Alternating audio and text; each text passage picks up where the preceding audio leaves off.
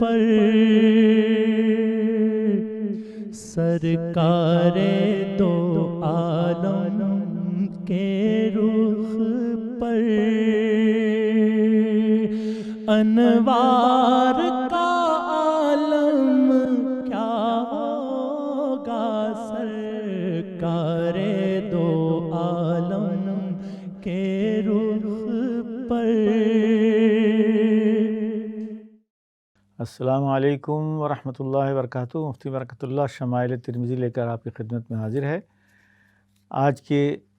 Programme میں ہم رسول اکرم صلی اللہ علیہ وسلم کے قرآن پڑھنے کا، نماز میں اور نماز کے علاوہ آپ صلی اللہ علیہ وسلم کیسے خطبہ اور قرآن کس طرح پڑھتے تھے، اور اس کے علاوہ خطبہ اور قرآن پڑھنے میں، نماز پڑھنے میں آپ صلی اللہ علیہ وسلم جو ہے کس قدر خشوع خضوع اور گریہ و زاری کے ساتھ رہتے تھے، کیونکہ رونا ہنسنا انسان کی زندگی کا ایک پارٹ ہے، اور جو ہے قرآن پڑھنے سے جو خشوع و خضوع انسان پہ طاری ہوتا ہے وہ آپ دیکھ سکتے ہیں کہ ماشاءاللہ اسلام چینل اور دوسرے چینلوں میں جو قرآن کی تلاوت ہوتی ہے، ان تلاوتوں سے تلاوت کرنے والوں کے اس سے ہمارے اوپر ڈیفرنٹ اثر ہوتا ہے۔ اور تراویح میں جو لوگ قرآن سنتے ہیں انہوں نے بھی دیکھا ہوگا کہ رسول صلی اللہ علیہ وسلم کی طرح ائمہ کرام بھی بہت سے موقع پر خشوع خضوع اور ان پر گریہ طاری ہو جاتا ہے۔ چنانچہ آتے ہیں کہ ہم دیکھتے ہیں رسول اکرم صلی اللہ علیہ وسلم قرآن کیسے پڑھا کرتے تھے، یعنی ہم لوگوں کی طرح فرفر پڑھتے تھے یا آسان بہت ہی تجوید و ترتیل کے ساتھ ہے، کیونکہ قرآن میں اللہ تعالیٰ نے خود فرمایا ہے وَرَتِّلِ الْقُرْآنَ تَرْتِیلًا۔ تو حضور صلی اللہ علیہ وسلم کی جو تجوید اور ترتیل تھی، جو خود رسول صلی اللہ علیہ وسلم کو حکم دیا گیا ہے قرآن میں، تو حضرت ام سلمہ رضی اللہ تعالیٰ عنہ کی حدیث ہے کہ حضور صلی اللہ علیہ وسلم کی قرأت کی کیفیت ان سے پوچھا گئی کہ آپ صلی اللہ علیہ وسلم کیسے قرآن پڑھا کرتے تھے، تو انہوں نے کہا کہ ایک ایک حرف علیحدہ صاف ہوتی تھی۔ چنانچہ یہ پڑھ کے بھی بتایا انہوں نے، الف لام میم الحمد للہ رب العالمین، گویا ایک ایک حرف پتہ لگے، یعنی کہ الحمدللہ رب العالمین، جسے ہمارے ساؤتھ ایسٹ ایشین کلچر میں بہت سرسری پڑھنے کا جو تذکرہ ہے، وہ نماز اور تلاوت کے سلسلے میں وہ بالکل قابل قبول نہیں ہے، جس کو کہتے ہیں ایکسپریس اسپیڈ میں قرآن اور اس کو پڑھنا۔ چنانچہ رسول صلی اللہ علیہ وسلم سے ایک اور صحابی حضرت انس جو آپ کے خادم ہیں، ان سے جب پوچھا گیا کہ حضور صلی اللہ علیہ وسلم کیسے قرآن پڑھا کرتے تھے، ذرا پڑھ کے تو بتائیں، تو انہوں نے فرمایا کہ حضور صلی اللہ علیہ وسلم مد والے حرف کو مد کے ساتھ کھینچ کر پڑھتے، تو غیر المغضوب علیہم ولا الضالین نہیں، غیر المغضوب علیہم ولا الضالین، یعنی جو مد متصل یا منفصل اور 2 الف کا 3 4 5 الف کی جو مد ہیں، ان سب کو پوری رعایت کے ساتھ رسول اکرم صلی اللہ علیہ وسلم پڑھا کرتے تھے۔ اور ایک صحابیہ بتاتی ہیں کہ اگر میں چاہتی، حضرت ام سلمہ ہی کی روایت ہے کہ حضرت ام سلمہ رضی اللہ تعالیٰ عنہ کہتی ہیں، پہلی حدیث بھی حضرت ام سلمہ کی تھی کہ آپ صاف پڑھا کرتے تھے، تیسری حدیث بھی انہی کی ہے کہ حضور صلی اللہ علیہ وسلم تلاوت میں ہر آیت کو جدا کر کے علیحدہ اس طرح پڑھتے تھے کہ الحمد للہ رب العالمین ٹھہر جاتے تھے، الرحمن الرحیم ٹھہر جاتے تھے، پھر مالک یوم الدین رک جاتے تھے، یعنی ایک سکتہ ہوتا تھا۔ حضرت ام سلمہ کی یہ ہے کہ سکتہ کان سکتتاً لطیفتاً، ایک بہت ہی باریک قسم کا سکتہ توقف ہوتا تھا، ایسا نہیں کہ جیسے کہ آج کل بہت سارے نو پڑھ یا نئے پڑھے نئے اسٹوڈنٹ جب امام بنتے ہیں تو ایک ہی سانس میں پورے سورہ فاتحہ پڑھنے کی کوشش کرتے ہیں، الحمدللہ رب العالمین الرحمن الرحیم مالک یوم الدین۔ اس قدر ڈسپیکیبل ہے یہ کوشش، یہ گویا نادانی کی شکل میں ہے کہ رسول صلی اللہ علیہ وسلم کے بارے میں حضرت ام سلمہ کہتی ہیں کہ ہر آیت پر ایک ایک حرف صاف سمجھ میں آتا تھا، اور ہر آیت کے بعد آپ صلی اللہ علیہ وسلم ایک لطیف سا سکتہ کرتے تھے۔ چنانچہ حضرت ابو ہریرہ رضی اللہ تعالیٰ کی حدیث میں ہے کہ یقول اللہ تعالیٰ قسمت الصلاۃ بینی و بین عبدی نصفین، اللہ سبحانہ تعالیٰ فرماتے ہیں، ایک حدیث قدسی ہے کہ نماز جو ہے میں نے اپنے اور بندے کے درمیان آدھ تقسیم کر لی ہے، اور اس میں بھی یہی شکل حضرت ابو ہریرہ رضی اللہ عنہ بیان کرتے ہیں کہ فَإِذَا قَالَ الْعَبْدُ الْحَمْدُ لِلَّهِ رَبِّ الْعَالَمِينَ يَقُولُ اللَّهُ تَعَالَى حَمَدَنِي عَبْدِي وَإِذَا قَالَ الْعَبْدُ الرَّحْمَنِ الرَّحِيمِ يَقُولُ اللَّهُ تَعَالَى مَجَّدَنِي عَبْدِي، میرے بندے نے میری تمجید کی، میری بڑائی بیان کی، اللہ کو رحمان رحیم کہا۔ وَإِذَا قَالَ إِيَّاكَ مَالِكِ يَوْمِ الدِّينِ قال يقول اللہ تعالی فوض الی عبدی امرہ، کہ اے اللہ تو ہی مالک ہے جزا کے دن کا۔ تو گویا الحمدللہ، الرحمن الرحیم، مالک یوم الدین، یہ تین آیتیں تین رک کر پڑھا کرتے تھے، اور آسمانوں سے آواز کا انتظار ہوتا ہے، جیسے کہ اس حدیث شریف میں ہے کہ گویا اللہ تعالی ہم کلام ہوتے ہیں ہمارے ساتھ، کہ وہ ہمارے ہر آیت کے پڑھنے کے بعد اس کا جواب دیتے ہیں، اس کو اپریسیٹ کرتے ہیں۔ تو جس طرح کی یہ حدیث ہے کہ نماز میں سورہ فاتحہ جو ہے بندے اور اللہ کے درمیان تقسیم ہے، تین آیتیں اللہ کی تعریف میں ہیں، تین اخیر کی آیتیں جو ہیں وہ بندے کی درخواست ہے اللہ کی خدمت میں، اور چوتھی آیت ہے ایاک نعبد و ایاک نستعین، جو ہے وہ ایک معاہدہ ہے بندے اور اللہ کے درمیان۔ تو گویا شروع کی جو تین آیتیں ہیں، جس طرح حضرت ام سلمہ کہتی ہیں کہ آپ رک کے پڑھاتے، تو سورہ فاتحہ ایک سانس میں یا دو سانسوں میں پڑھنا کمپلیٹلی آؤٹ آف دی وے ہے۔ تو جو لوگ اس طرح کرتے ہیں، اللہ تعالیٰ سے دعا ہے کہ ان سب کو سمجھ دے کہ وہ سورہ فاتحہ کو اس طریقے سے پڑھیں جیسے کہ ان احادیث میں مذکور ہے، کہ ایک ایک آیت پر رکنا، سکتہ کرنا، گویا اللہ کی آواز کا، اللہ کے اپریسیشن کا انتظار کرنا ہے۔ جیسے کہ علامہ اقبال نے کہا ہے، افلاک سے آتا ہے نالوں کا جواب آخر، جب ہم ہر چیز کہتے ہیں تو اللہ تعالیٰ بھی اس کے جواب میں کہتا ہے۔ چنانچہ اس حدیث کے اخیر میں ہے کہ ذالک بینی و بین عبدی، چوتھی آیت کے بارے میں یہ ہے کہ یہ میرے اور میرے بندے کے درمیان معاہدہ ہے کہ وہ میری ہی عبادت کرے گا، مجھے سے سوال کرے گا۔ اور اخیر میں ہے کہ اے اللہ ہمیں سیدھا راستہ دکھا، ان لوگوں کا راستہ جن پر تو نے نعمت کی، ان لوگوں کا راستہ نہیں جن پر تیرا غضب نازل ہوا۔ تو گویا اللہ تعالیٰ فرماتے ہیں سورہ فاتحہ کے کنکلوژن میں کہ ذالک لعبدی ولعبدی ما سأل، یہ میرے بندے کی درخواست ہے اور میں اپنے بندے کی درخواست کو قبول کرتا ہوں۔ گویا ایک مرتبہ سورہ فاتحہ پڑھنے کے بعد جب دوسری رکعت میں پڑھتے ہیں یا دوسری نماز میں پڑھتے ہیں، تو گویا پچھلی سورہ فاتحہ کی قبولیت کی دلیل ہے کہ وہ قبول ہو گئی، اسی وجہ سے ہم کو اگلی نماز کی توفیق ملی۔ اور ہمیں کوئی جلدی نہیں کرنی چاہیے، کوئی بھاگم بھاگ نہیں ہے، جیسے کہ حضرت ام سلمہ رضی اللہ تعالیٰ عنہ فرماتی ہے کہ رسول صلی اللہ علیہ وسلم کا پڑھنا گویا ایک ایک حرف کو سننا سمجھنا تھا، جیسے کہ پوری اس کے ساتھ ہے۔ چنانچہ حضرت عبداللہ ابن ابی قیس کہتے ہیں کہ میں نے حضرت عائشہ رضی اللہ تعالیٰ عنہ سے پوچھا کہ حضور صلی اللہ علیہ وسلم قرآن آہستہ پڑھتے تھے یا زور سے، یعنی آواز زور سے یا آہستہ سے؟ تو آپ صلی اللہ علیہ وسلم انہوں نے فرمایا کہ دونوں طریقے سے پڑھتے تھے۔ میں نے کہا الحمدللہ، اللہ کا شکر احسان ہے جس نے ہر طرح کی سہولت عطا فرمائی کہ اگر زور سے پڑھنے کا موڈ ہے یا سکون و تنہائی ہے تو زور سے پڑھے، اپنے آپ کو ہی سنائے، لیکن اگر تھکن ہو یا کوئی اور وجہ ہو تو چپکے سے بھی پڑھ سکتے ہیں، دونوں ہی گنجائش ہیں۔ تو قرآن کریم پڑھنے میں خفیہ پڑھنا، آہستہ سے پڑھنا جس میں صرف ہونٹ ہل رہے ہوں اور آواز کانوں تک پہنچ رہی ہو، یہ بس کافی ہے، یا دوسروں کو سنانا بھی ضروری ہے۔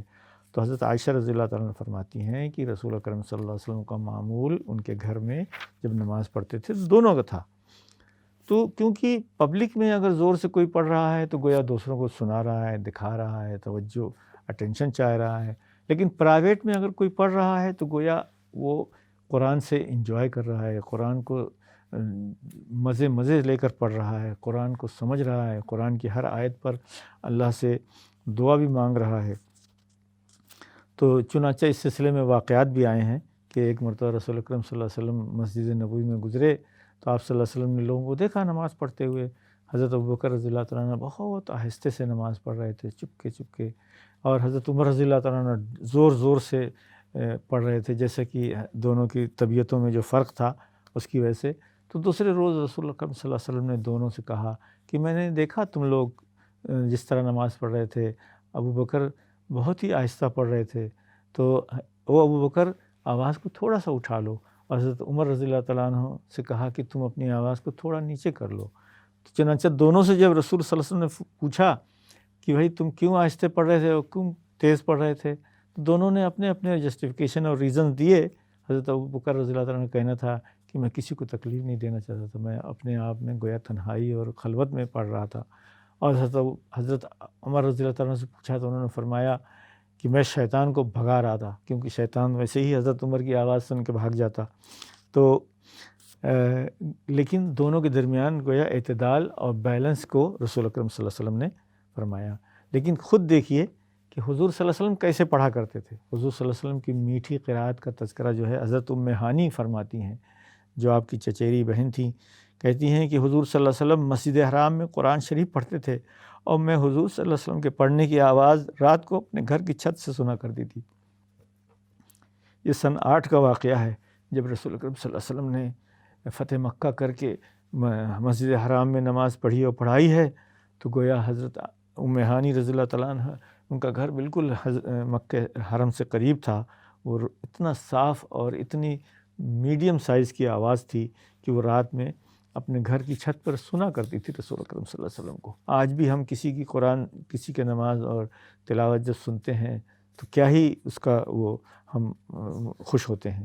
اسی طرح حضرت عبداللہ بن مغفل کہتے ہیں کہ میں نے رسول صلی اللہ علیہ وسلم کو فتح مکہ کے دن انا فتحنا لک فتحا مبینا لیغفر لک اللہ ما تقدم من ذنبک وما تأخر، اس انداز سے پڑھتے دیکھا، اس طریقے سے پڑھتے دیکھا کہ کہتے ہیں کہ اگر میں آج اس کو طرح پڑھوں تو لوگ جمع ہو کے سننے لگیں کہ کیا ہو گیا۔ یعنی گویا رسول اکرم صلی اللہ علیہ وسلم کو جو فتح مکہ کی خوشخبری دی گئی تھی صلح حدیبیہ کے دن، اس کا جب اتمام ہوا 8ویں سال، تو آپ صلی اللہ علیہ وسلم نے اچھی طرح ترتیل و تجوید کے ساتھ، خشوع کے ساتھ، جیسے کہ آج کل پروفیشنل پڑھتے ہیں، اس طرح رسول اللہ صلی اللہ علیہ وسلم کو پڑھتے ہوئے دیکھا، یعنی بہت لمبی سی آواز کرتے ہوئے، لمبی اس پہ۔ تو اس سلسلے میں یا تو جیسے ہوتا ہے کہ بہت ہی سر کے ساتھ رسول اللہ صلی اللہ علیہ وسلم پڑھ رہے تھے، بہت اچھی آواز میں پڑھ رہے تھے، جیسے کہ حدیث میں آتا ہے کہ اللہ تعالیٰ کسی آواز کو اتنا غور سے نہیں سنتا جتنا کہ قرآن پڑھنے کی آواز ہے، کہ اللہ تعالیٰ کو بھی اچھی آواز پسند ہے، اور اچھے انداز میں قرآن پڑھنا جو ہے یہ گویا اللہ تعالیٰ کی پسندیدہ چیز، اللہ کا کلام خود اپنے آپ کو سنانا ہے اور ان کو بھی سنانا ہے۔ تو اسلامی ہدایات اس سلسلے میں یہ ہے کہ بھائی گانے اور ٹیون کے اوپر تو قرآن کو پڑھنا منع ہے، یعنی قرآن کو اتنا نہ وہ کیا جائے کہ وہ میوزیکل ٹیون اور ردم کے ساتھ ہو، اس کا قرآن کا اپنا ہی ردم اور اپنی ہی ٹیون ہے۔ چنانچہ بہت سے میوزیشین جو پروفیشنل میوزیشین ہیں، انہوں نے جب سنا تو انہوں نے جو اسیسمنٹ کیا ہے اس کا پروفیشنل، کہ قرآن جو ہے کسی میوزیکل ٹیون میں فٹ نہیں ہوتا، اور نہ اس کو کرنا چاہیے۔ چنانچہ قرآن کا جو انداز ہے، جو اتار چڑھاؤ ہے، جو تجوید اور ترتیل کے جو رول ہیں، اس طرح پڑھنے سے قرآن کا گویا ایک یونیک اسٹائل ہے جو کہ پروفیشنل لوگ بھی اپریشیٹ کر سکتے ہیں، اور گویا عام آدمی بھی اپریشیٹ کر سکتا ہے۔ آپ دیکھ لیجئے کہ جتنی بھی ابھی چند دن ہوا، سوڈان کے ایک بہت ہی اچھے قاری کا انتقال ہوا ہے، جو بالکل فیمس تھے، ان کا سنیے تو جیسا لگتا ہے کہ موتی جھڑ رہے ہیں، موتی چڑھ رہے ہیں۔ تو اچھی آواز بھی اللہ تعالیٰ کی ایک نعمتوں میں سے نعمت ہے، تو اچھی آواز اور اچھی ترتیب اور تجوید کے ساتھ پڑھنا، جیسا کہ آج کل ماشاءاللہ ایجپٹ اور سعودیہ کے قاری جو ہیں دنیا بھر میں مشہور ہیں، لیکن اللہ تعالیٰ نے پاکستان اور دوسری جگہوں پر بھی ایک سے ایک انٹرنیشنل لیول کے قاری رکھے ہیں۔ میری خوش قسمتی رہی ہے کہ میری مسجد میں اللہ کے شکر ہے پاکستان کے بہت اچھے اچھے مشہور قاری حضرات بھی آتے تھے، جو یہاں اسلام چینل پر بھی کبھی کبھی پروگرام کرتے تھے۔ تو حسن قرأت جو ہے اس کی طرف تو اللہ تعالیٰ بھی کان لگا کے سنتا ہے، اور اللہ تعالیٰ بھی وہ کرتا ہے۔ چنانچہ یہ جو صحابی ہیں عبداللہ بن مغفل، انہوں نے رسول اکرم صلی اللہ علیہ وسلم کی جو قرأت کا طریقہ تھا فتح مکہ کے دن جھوم جھوم کے آپ انا فتحنا لک فتحا مبینا لیغفر لک اللہ ما تقدم من ذنبک، یعنی اس کی یہ جو پڑھنے کی جو فیلنگ ہو سکتی ہے وہ بھی الفاظ میں نچوڑ کر کے رسول صلی اللہ علیہ وسلم نے رکھ دیا تھا۔ چنانچہ حضرت قتادہ رضی اللہ عنہ کہتے ہیں کہ اللہ تعالیٰ نے ہر نبی کو اچھی شکل اور اچھی آواز والا پیدا کیا ہے، اسی طرح نبی صلی اللہ علیہ وسلم بھی حسین صورت اور جمیل آواز والے تھے۔ حضور صلی اللہ علیہ وسلم قرآن شریف گانے والوں کی طرح آوازہ بنا کر نہیں پڑھتے تھے، یعنی گانے والوں کی طرح نہیں، بلکہ آپ کی اپنی اچھی آواز میں ہے، کیونکہ گانے کی شکل میں پڑھنا قرآن کا منع ہے۔ تو اسی طرح حضرت عبداللہ ابن عباس رضی اللہ عنہ فرماتے ہیں کہ حضور صلی اللہ علیہ وسلم اتنی زور سے اتنی ہی آواز سے پڑھتے تھے قرآن کہ آپ کو کوٹری میں پڑھتے ہوئے تو صحن میں سن لیتے، یعنی اگر کمرے کے اندر پڑھ رہے ہیں تو کمرے کے باہر تک آواز آتی تھی، یعنی بہت دور تک نہیں جاتی تھی۔ اس لیے نبی صلی اللہ علیہ وسلم کا ارشاد ہے کہ آواز سے قرآن پڑھنے والا ایسا ہے جیسا اعلان سے صدقہ کرتا ہے، پبلکلی چیریٹی کر رہا ہے، اور آہستہ قرآن پڑھنے والا ایسا ہے جیسا چپکے سے صدقہ کرنے والا ہے۔ اور گویا قرآن کو آواز سے پڑھنا بھی ایک صدقہ ہے، کیونکہ اس کی وجہ سے برکت نازل ہوتی ہے، اس کی وجہ سے شیطان بھاگ جاتا ہے، اس کی وجہ سے سننے والوں کو ثواب ملتا ہے، اور بھی بہت ساری وجہیں نکالی جا سکتی ہیں۔ تو قرآن کو آواز سے پڑھنا بھی اچھا ہے، گویا پبلکلی اناؤنس صدقہ ہے، اور آہستہ سے پڑھنے والوں کو بھی اس کا یعنی صدقے کا ثواب ملتا ہے، جیسے چپکے سے صدقے کا ثواب ہے۔ اللہ تعالیٰ ہم سب کو قرآن کو کما حقہ اور رسول صلی اللہ علیہ وسلم کی اتباع کرتے ہوئے صحیح طریقے سے پڑھنے، انجوائے کرنے، سمجھنے اور عمل کرنے کی توفیق دے۔ چنانچہ اگلا جو ہے کہ رسول اکرم صلی اللہ علیہ وسلم جو ہے قرآن سنتے ہوئے بھی روتے تھے اور آپ پڑھتے ہوئے بھی روتے تھے، کبھی رونا، کبھی ہنسنا، کبھی حیران ہو جانا، محبت کیا بھلے چنگے کو دیوانہ بناتی ہے۔ چنانچہ قرآن پڑھتے ہوئے رونا خود قرآن میں مذکور ہے کہ اذا تتلی علیہم آیات الرحمن خروا سجدا و بکیا، اللہ کی جو آیتیں جب پڑھی جاتی ہیں ان پر تو وہ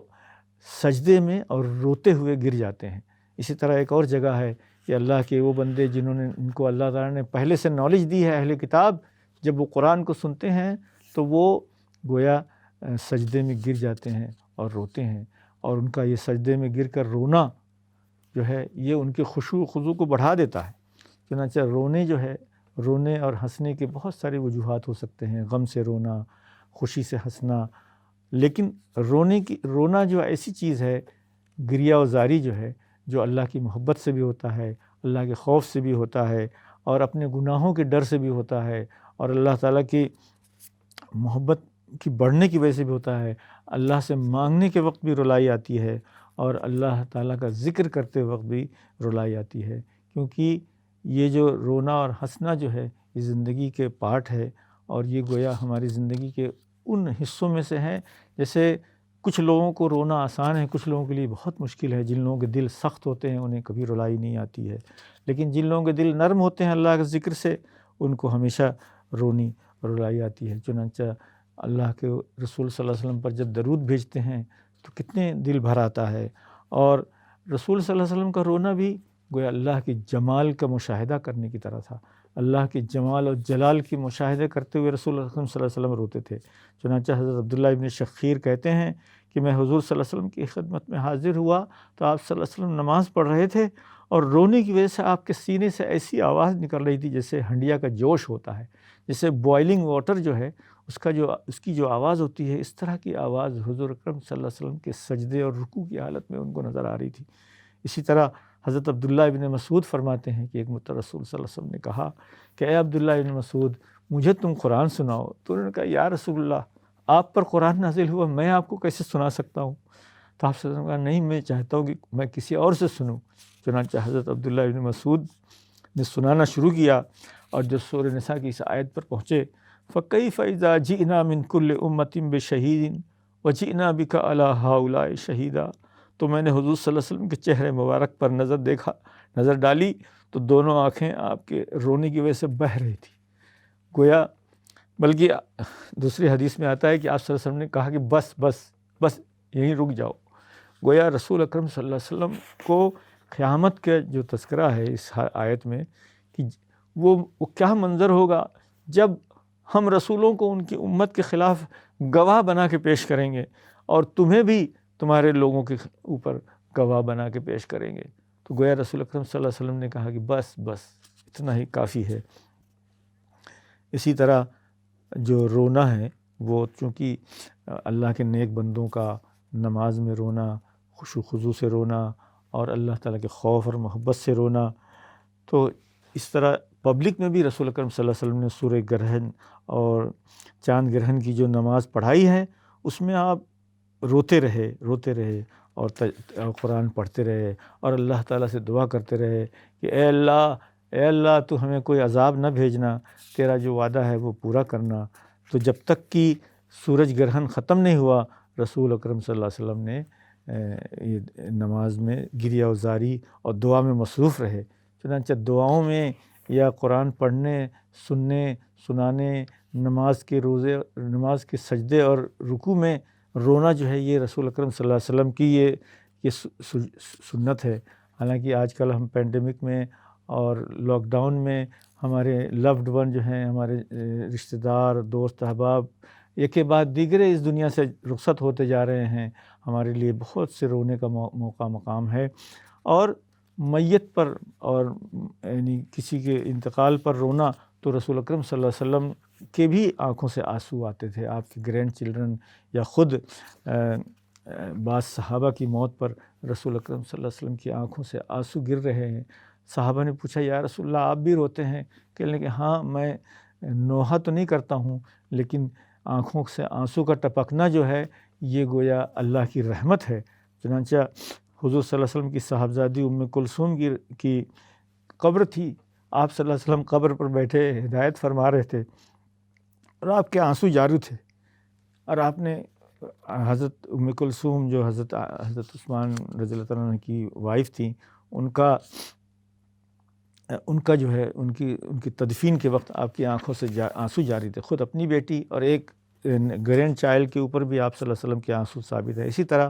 حضرت عائشہ رضی اللہ تعالیٰ عنہ کہتی ہیں کہ عثمان ابن مظعون رضی اللہ تعالیٰ عنہ جو پہلے مہاجر تھے ان کے انتقال پر رسول اللہ صلی اللہ علیہ وسلم نے ان کو بوسہ دیا انتقال کے بعد اور اس وقت حضور کے آنسو ٹپک رہے تھے. یعنی گویا